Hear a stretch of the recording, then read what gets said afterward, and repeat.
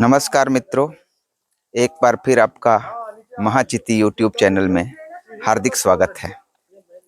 अभी हम जिस स्थान पर खड़े हैं वह बराबर पहाड़ी कहा जाता है। पीछे जो दरवाज़ा दिख रहा है यह बराबर पहाड़ी की एक गुफा का द्वार है और इस गुफा का नाम कर्ण चौपार है। इसके पीछे दो गुफा द्वार हैं, एक सुदामा कुटी और एक लोमश ऋषि कुटी। ये सब जो नाम दिखाई दे रहे हैं ये लगता है कि कुछ बात के नाम हैं, क्योंकि हम इतिहास से जानते हैं कि मौर्य काल में ये गुफाएं निर्मित हुई थी। सम्राट अशोक से दशरथ तक इनका निर्माण कार्य चला और ये आजीवक संप्रदाय को समर्पित गुफाएं थीं। आजीवक संप्रदाय जो भारतीय दर्शन धाराओं में जो नास्तिक धारा है यानी अवैदिक धारा है, उसमें से भौतिकवादी धारा का एक रूप आजीवक संप्रदाय है और मक्खली गोसाल को जिसका प्रवर्तक कहा जाता है। यूं तो इसकी परंपरा कुछ ज़्यादा पुरानी प्रतीत होती है, लेकिन जो भगवान महावीर और भगवान बुद्ध के ही आसपास मक्खली गोसाल नामक एक बहुत तेजस्वी तार्किक दार्शनिक हुए थे, जो महावीर के सिद्धांतों को भी चुनौती देते थे। कहते हैं कि उनका जन्म कहीं तमिलनाडु के आसपास हुआ था और घूमते घामते वो यहाँ भी आए थे और आजीवक संप्रदाय का प्रवर्तक होने का गौरव उन्हीं को प्राप्त हुआ। आजीवक संप्रदाय के बारे में जो भी हमारी जानकारियाँ हैं वो प्राथमिक स्रोतों से नहीं हैं, क्योंकि उनकी लिखी हुई कोई भी चीज़, कोई भी पुस्तक, कोई भी सूत्र ग्रंथ हमारे सामने अभी उपलब्ध नहीं है। बौद्धों और जैनों के ग्रंथों में, जैसे जैन ग्रंथ भगवती सूत्र है, आजीवकों के बारे में जो टिप्पणियां हैं, जो विवरण हैं, उन्हीं से हम कुछ जानकारियां यहाँ पर उपस्थित करने का प्रयास कर रहे हैं। और उसके अनुसार यह कहा जा सकता है कि आजीवक नियतिवादी सन्यासी थे और ये जो गुफाएं हैं, ये जैसे कर्ण चौपार है, पीछे सुदामा कुटी और लोमश कुटी, ग्रेनाइट पत्थर को काट के, एक ही चट्टान को काट के अगर भीतर जाएं तो पूरा एक समतल ढांचा बनाया हुआ है, एक बड़े हॉल का, और हॉल के भीतर एक छोटा सा कमरा प्राय होता है। कहते हैं कि आजीवकों को मौर्य सम्राटों ने समर्पित किया था उनके निवास के लिए, या कुछ अपना आचार विचार या धर्माचार करते होंगे। आजीवक सन्यासी नियतिवादी थे कहा जाता है।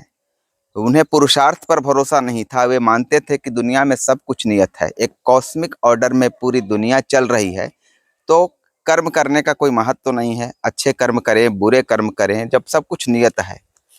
उनके बारे में यह भी कहा जाता है कि वे नग्न रहते थे, शिलाओं पर सोते थे, कठिन दिनचर्या बिताते थे, भिक्षावृत्ति से अपना गुजारा करते थे। और भिक्षावृत्ति के लिए भी उनके पास कुछ सिद्धांत थे कि जिस दरवाजे पर कुत्ता भी भूखा रह जाए, या जहाँ पर कोई गर्भवती स्त्री हो या दूधमुहा बच्चा हो, वहाँ से भीख नहीं लेंगे। अब यह समझ में नहीं आता है कि जो इतनी कठिन साधना कर सकता है उसे पुरुषार्थ पर भरोसा क्यों नहीं, कर्म फल पर भरोसा क्यों नहीं? क्योंकि इतनी कठिन साधना, इतना कठिन जीवन तो किसी न किसी महत्तर उद्देश्य से ही कोई व्यतीत करता है। लगता है कि जो सेकेंडरी सोर्स से हमारे पास उनकी सूचनाएं आई हैं, उनमें कहीं न कहीं कुछ मिसिंग है, कहीं न कहीं कुछ ऐसी त्रुटि है जिससे हम आजीवकों के बारे में ठीक ठाक अंदाज़ा आज नहीं लगा पा रहे हैं। बहरहाल आजीवकों के बारे में इतना ही कुछ मिलता है हमारे सामने। जाहिर सी बात है कि जब ये बौद्ध और जैन सिद्धांतों को खुला चैलेंज करते थे तो उनके ग्रंथों में इनका कोई अच्छा वर्णन उपलब्ध होने की कोई संभावना तो थी नहीं। ये जो गुफाएं हैं आजीवक संप्रदाय की दुनिया में एकमात्र बची हुई विरासत है। आजीवकों का अता पता देने वाला हमारे पास अब इनके अलावा कोई भौतिक साक्ष्य नहीं है। यूं तो अनुमान किया जाता है कि लगभग 14वीं सदी तक आजीवकों का एक पूरे भारत में प्रभाव रहा, लेकिन कहते हैं कि मौर्य काल की समाप्ति के बाद या अशोक के ही बाद धीरे धीरे उनका प्रभाव कम होते गया और 14वीं शताब्दी तक आते आते आजीवक संप्रदाय न के बराबर बच गए। और आज शायद ही कोई दुनिया में मिलेगा जो खुद को आजीवक मतानुयायी बताता हो। बहरहाल ये गुफाएं दर्शनीय हैं। बिहार के गया जिले के गया शहर के नज़दीक जहानाबाद से लगभग 25-30 किलोमीटर पर स्थित ये गुफाएं हैं और हमें चाहिए कि यहाँ पर पर्यटन का ठीक ढंग से विकास करने में कुछ चेतना जगाएं और आजीवक संप्रदाय के बारे में जो बिखरी हुई कड़ियाँ हैं उन कड़ियों को इकट्ठा करें और 4 वैदिक इतर बड़े दर्शनों में से एक आजीवक दर्शन जो है उसके बारे में कुछ और खोजों के द्वारा उसे एक पूरा ज्ञान मीमांसक रूप दें।